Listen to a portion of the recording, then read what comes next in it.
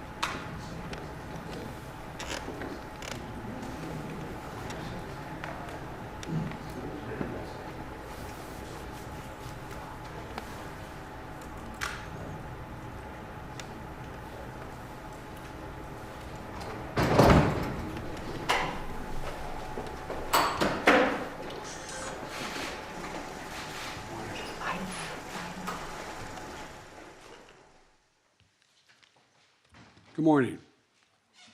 Today, we learned that in March, our economy created 431,000 jobs. A nice sound to it. We also learned that in January and February, our economy created 100,000 more jobs than we previously had thought. That means that over the last 3 months, the economy has created more than 500,000, more than 500,000 jobs a month. Over the course of my presidency, Our recovery has now created 7.9 million jobs. More jobs created over the first 14 months of any presidency in any term ever. And that's striking. But what's even more striking is this. In March, the unemployment rate fell to 3.6%, down from 6.4% when I took office about 15 months ago. The fastest decline in unemployment to start a president's term ever recorded. In fact, there have been only 3 months in the last 50 years where the unemployment rate in America is lower than it is now. And that what it means is clear, it's very clear. Americans are back to work. And that's good news for millions of families who have a little more breathing room and the dignity that comes from earning a paycheck, just the dignity of having a job. And more Americans get jobs as they do. It's going to help ease the supply pressures we've seen. And that's good news for fighting inflation. It's good news for our economy, and it means that our economy has gone from being on the mend to being on the move. You know, the American people, I think they're beginning to understand that this American Rescue Plan, and there's no reason why they should know the names of all these pieces of legislation that got passed. But the American Rescue Plan, with it, we were able to get Americans vaccinated, schools opened, and businesses humming.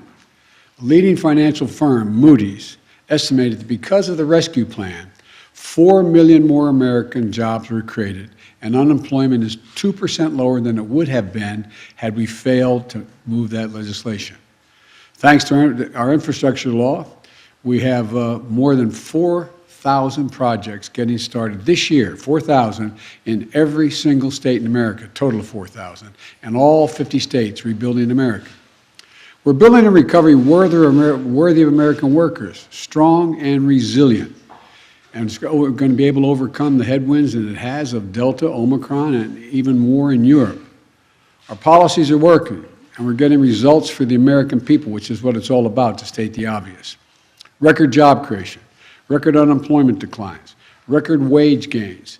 And by the way, jobs and unemployment are not just another statistic.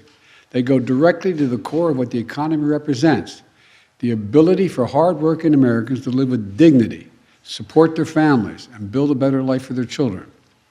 People are making more money.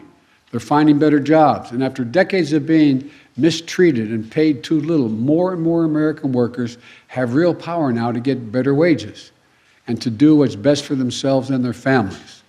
Some people see that as a problem. We've had this discussion in the past. I don't. I see it as long overdue. So when you hear these numbers, they're not statistics. It's a statement of the type of economy we're fighting for. An economy, as I've been saying from the beginning, built from the bottom up and the middle out, not from the top down. When we do it that way, everybody does well. Everybody wins. Even though we created a record number of jobs, I know, that this job is not finished. We need to do more to get prices under control. Putin's invasion of Ukraine has driven up gas prices and food prices all over the world. To help deal with that, yesterday I authorized the release of 1 million barrels per day for the next 6 months from our Strategic Petroleum Reserve. Acknowledge this by far is the largest release of our national reserves in our history. It is a wartime bridge, is the way I look at it, to increase our oil supply as we work with our U.S. oil producers to ramp up their production to get us through this period. I've coordinated this release with partners and allies around the world. This morning, over 30 countries from across the world convened in an extraordinary meeting and agreed to the release of tens of millions of additional barrels of oil onto the market. Hundreds of hours of meetings with key allies, keeping them together, is paying off.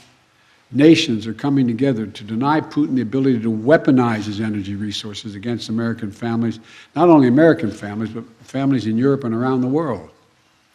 I've also made it a priority to get America's fiscal house in order. Under my predecessor, the federal budget deficit went up every single year, every year. As I committed when I was running this and I got here, we're going to turn that around. In fact, last year in 2021, we cut the federal deficit by more than $350 billion. And this year, in 2022, we're on track to cut the deficit by more than $1.3 trillion. 1.3 trillion. That would be the largest one-year reduction in a deficit in U.S. history. And it's particularly important now as we work to reduce pressures on inflation. That's what happens when you reduce the deficit. So here are the facts. It was the previous administrations whose reckless policies and mismanagement led to the record budget deficits. In my administration, that's getting the deficit under control. In fact, I just released my budget this week, and it shows going forward we can cut the deficit by another $1 trillion over the next decade, while still making prudent investments in economic growth and climate and other equitable economic decisions.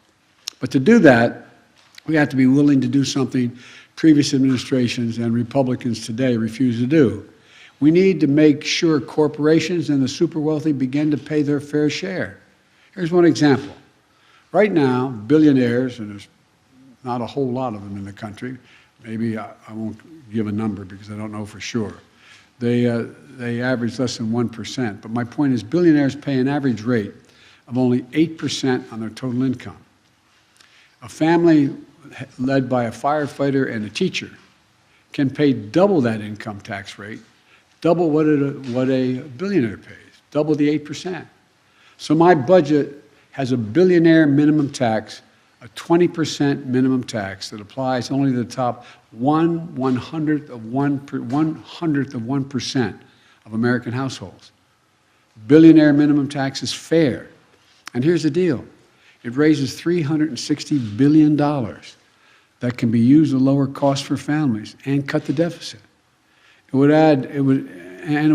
add, nobody making less than you're tired of hearing me say it, but no one making less than $400,000 a year will pay a single penny more in federal taxes. As I've said in the past, I'm a capitalist. I have no problem with people making as much money as they are capable of making. But I'm asking you one simple question. Just pay your fair share. Pay your fair share, that's all. That's it. Just your fair share. And no one can argue that 20% for a billionaire is unfair. Here's what this adds up to. We're going to continue to create jobs, bring down the cost for families, and rein in deficits left by my predecessor. All important steps in to continue our historic progress to build a better America. I said from the outset, we're the only country in the world that comes out of crises stronger than we went into them. That's what we're doing here. I want to thank you all for showing up today, and we'll have plenty of time to answer questions about other items other than the jobs report next week. Thank you. Appreciate it. Sir, what about inflation? We're on inflation outpacing wages, Mr. President. Will be facing criminal charges. Are the sanctions still working, sir?